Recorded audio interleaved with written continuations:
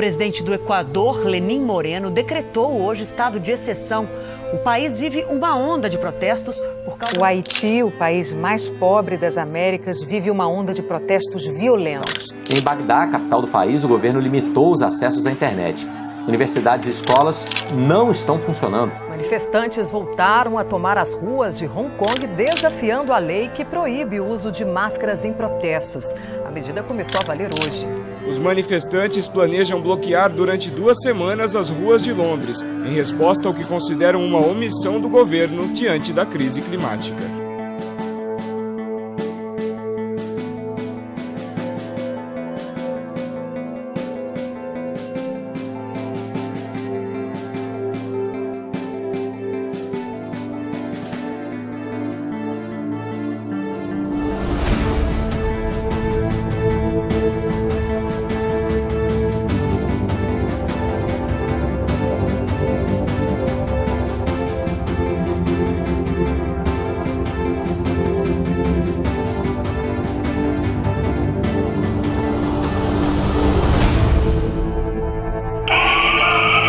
O Equador impôs nesta quinta-feira um estado de exceção para tentar acalmar a ira popular que se instalou nas ruas, com dura repressão policial, depois do fim de subsídios a combustíveis acordado com o Fundo Monetário Internacional.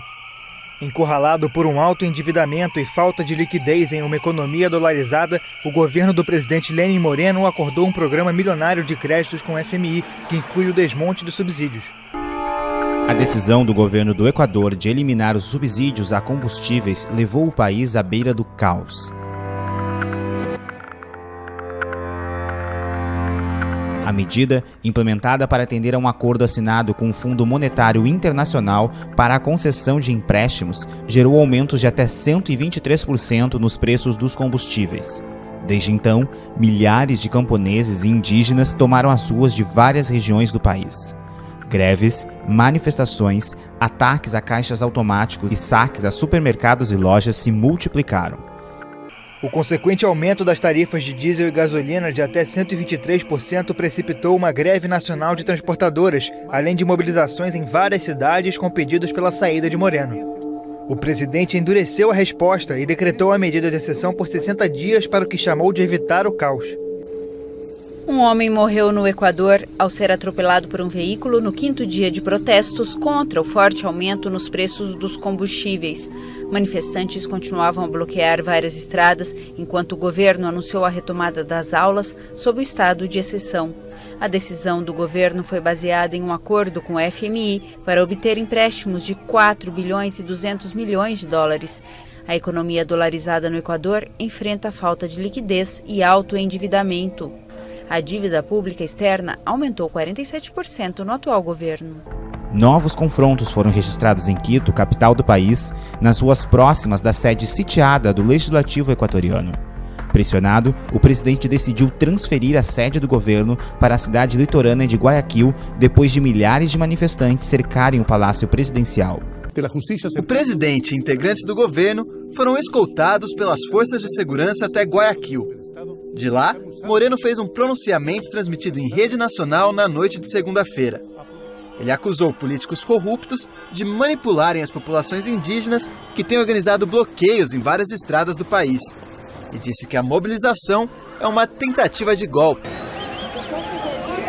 As forças de segurança do Equador retomaram nesta terça-feira o controle da Assembleia Nacional do país, após centenas de integrantes de grupos indígenas terem invadido o local para pedir a saída do presidente Lenín Moreno.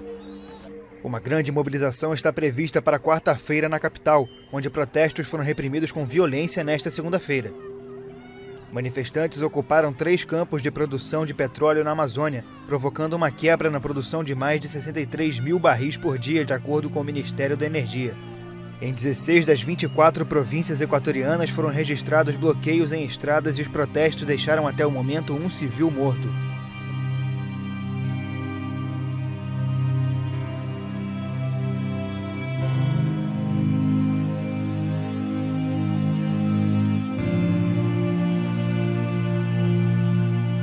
O Equador decretou toque de recolher por causa dos protestos contra as medidas de austeridade.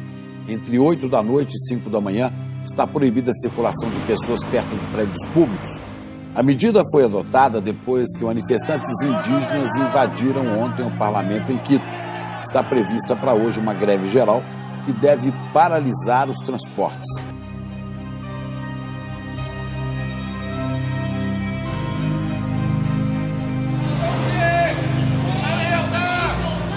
Hong Kong acordou semi-paralisada, sem serviço de metrô e com dezenas de lojas fechadas.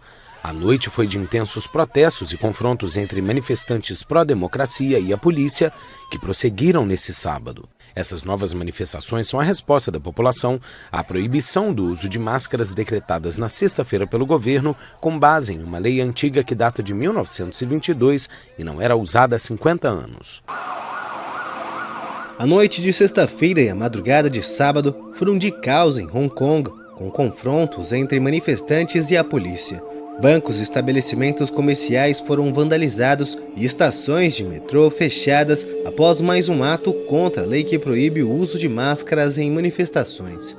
Mais de 1.000 pessoas foram às ruas para protestar contra a decisão da chefe do governo, Carrie Lam, de aprovar uma lei que visa identificar mais facilmente os black blocs nos protestos populares que acontecem no território há 4 meses. Lojas fechadas, prisões e confrontos marcaram a noite dessa segunda-feira em Hong Kong. Um dia em que um membro do Conselho Executivo contou à agência France Press que a região semi-autônoma pode limitar o acesso à internet. O deputado pró-Pequim Ip Kwok ressaltou que, para reprimir os distúrbios, o governo não poderia descartar a possibilidade de proibir a rede. A internet é uma ferramenta indispensável para o movimento pró-democracia, que usa fóruns online e mensagens criptografadas para organizar as ações de protesto. Mas o político ressaltou que restringir o acesso à internet poderia ter consequências terríveis para a economia da cidade.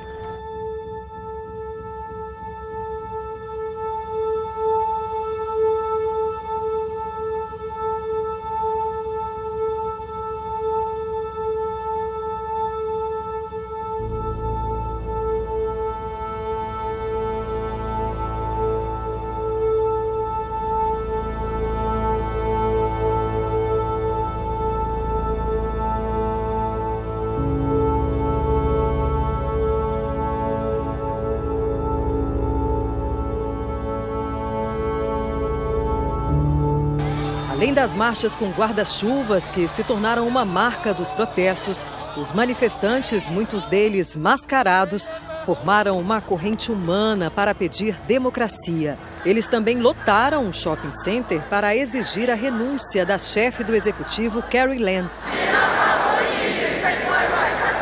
O protesto tem afetado a economia local. Hoje, metrôs permaneceram fechados, assim como lojas e supermercados. Os serviços foram suspensos após uma noite marcada por violência. Pelo menos 5 pessoas morreram, segundo os números oficiais, ao 5º dia de protestos contra o governo no Iraque. A polícia e as autoridades sanitárias falam de um morto e 13 feridos num bairro do sul de Bagdade, a juntar a 4 mortos no centro da capital, 81 mortos desde que os levantamentos começaram. Vamos falar da violência no Iraque. Lá, as forças do governo reprimiram com violência os protestos por mais emprego e combate à corrupção. Em uma semana de manifestações, 110 pessoas morreram e 6.000 ficaram feridas. Olha as imagens aqui no nosso painel. Pois bem, a pior onda de violência desde que o Estado Islâmico foi derrotado no país 2 anos atrás. Os manifestantes dizem que as forças de segurança estão usando bala de verdade, munição de verdade, para reprimir os protestos. Esses manifestantes são jovens que se mobilizaram por onde? Pelas redes sociais. O governo cortou a internet na semana passada. Mesmo assim, o presidente iraquiano, Barham Salem, pediu ontem à noite um diálogo nacional. Esta onda de protestos está a abalar o governo liderado por Adel Abdul Mahdi, e é a maior desde que foi declarada a derrota do Daesh em 2017. A televisão iraquiana mostrou, entretanto, um encontro do presidente do Parlamento com alegados líderes dos protestos numa tentativa de apaziguar a situação. Os números do Alto Comissariado da ONU para os Direitos Humanos são ainda mais graves. Falam de mais de 90 mortos e cerca de 3 mil feridos desde que os protestos começaram. A polícia disparou balas. Cerca de 10 mil ucranianos se reuniram neste domingo na Praça da Independência de Kiev, Maidan, para protestar contra o acordo da Ucrânia com a Rússia em relação a Donbass. A medida contempla eleições nas zonas controladas pelos rebeldes pró-Rússia e a concessão do autogoverno aos separatistas. A assinatura do acordo foi uma condição do Kremlin para convocar uma cúpula de líderes de Rússia, Ucrânia, Alemanha e França para abordar a paz no leste ucraniano.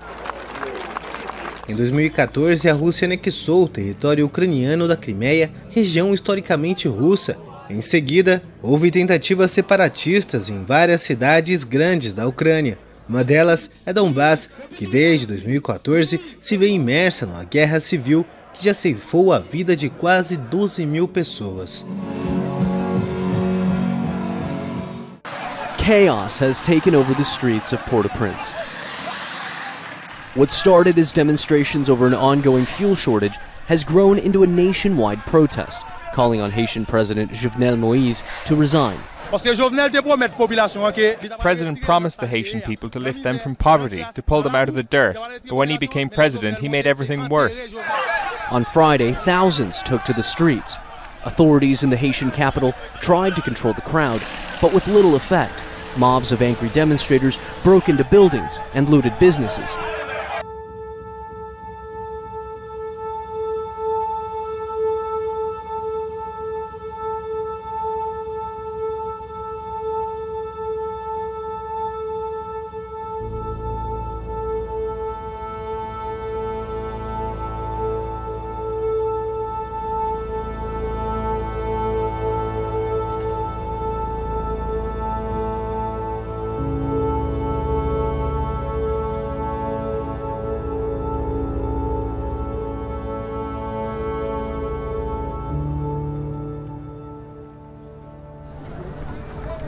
Criado em 2018, o coletivo ambientalista Extinction Rebellion realizou uma série de ações em todo o mundo neste domingo. Pelo menos 60 cidades foram alvo dos ativistas que anunciaram ocupações em locais públicos. O programa de atuação do grupo é mantido em segredo.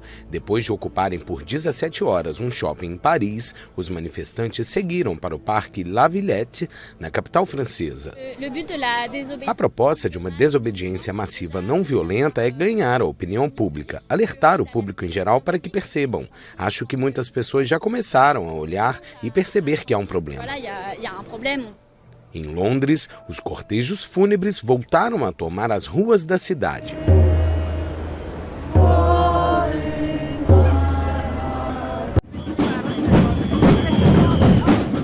Manifestações em defesa do clima registraram detenções em massa em várias cidades do mundo. Os protestos convocados pelo movimento Extinction Rebellion exigem que os governos cortem drasticamente as emissões de carbono. Em Londres, a polícia informou que pelo menos 135 pessoas foram detidas. A polícia holandesa disse que prendeu 90 pessoas depois que membros do Extinction Rebellion ocuparam uma ponte próxima a uma famosa galeria de arte. A polícia de Londres confirmou nesta segunda-feira a detenção de mais de 200 pessoas acusadas de envolvimento nos protestos do grupo Extinction Rebellion, que organiza atos contra as mudanças climáticas. As detenções começaram no fim de semana, com acusações de alvoroço público e obstrução policial. Os manifestantes planejam bloquear durante 2 semanas as ruas de Londres, em resposta ao que consideram uma omissão do governo diante da crise climática. O Extinction Rebellion nasceu no final de 2018 no Reino Unido por iniciativa de um grupo de ativistas e acadêmicos que se inspiraram na estratégia de luta pelos direitos civis nos Estados Unidos.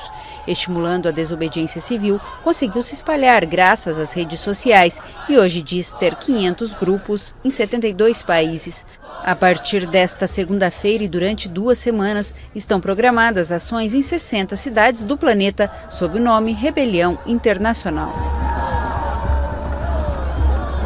O objetivo dos protestos é pedir que governos de todo o mundo tomem medidas a favor da preservação do meio ambiente. Outros protestos de destaque aconteceram em capitais europeias. Em Berlim, foi montado um acampamento em frente à sede do governo, que promete ficar lá até o próximo domingo. Já em Paris, os ativistas ocuparam a Praça Châtelet.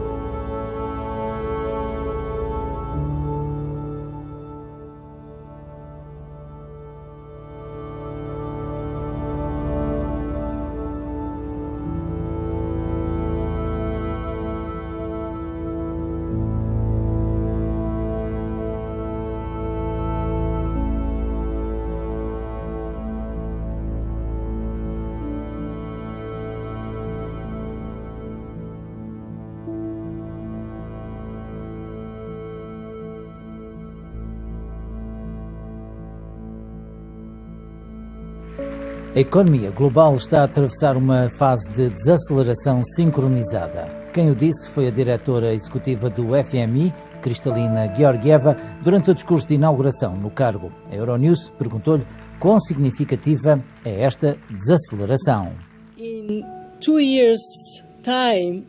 No espaço de 2 anos, o mundo deslocou-se de uma escalada sincronizada, em outras palavras, crescimento acelerado, para uma desaceleração sincronizada.